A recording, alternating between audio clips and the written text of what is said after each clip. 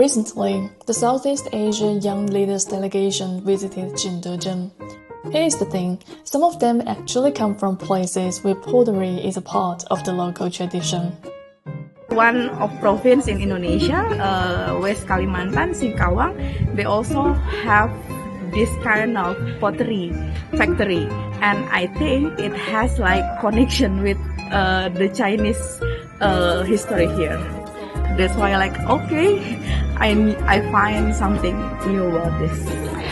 We in Indonesia also part of Belt and Road Initiative, and I think by knowing this history between two countries, it can enhance the people-to-people connection between our countries.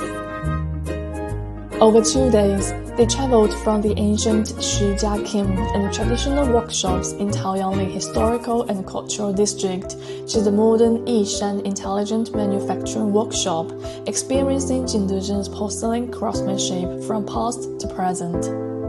It's truly an honor to witness all these workers focus on their craft. And in addition to that, it's very beautiful as well to witness how technology has been able to benefit certain industries, and perhaps this is a perfect example of an industry that's being benefited from the technology.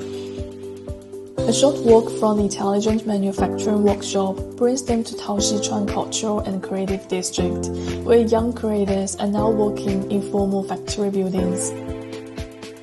A little further out, in Shiziyuan, art has grown right into the village, side by side with everyday life, as if it's always been there. I'm not too big of a fan of porcelain, because I didn't know a lot about it before.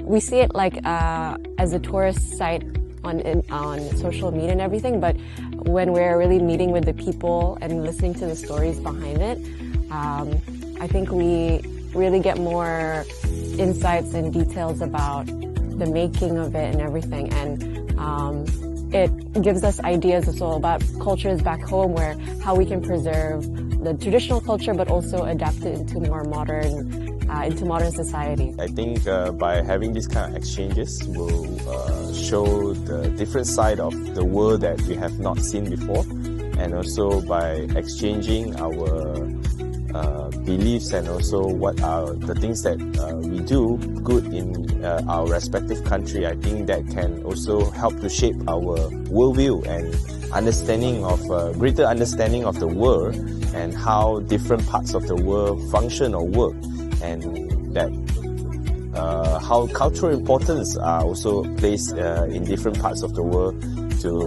in nation building. As the trip comes to an end, our friends from Southeast Asia live with fond memories, but something stays behind. Conversations that matter and connections that last. I will sum it up in one word: it's really amazing.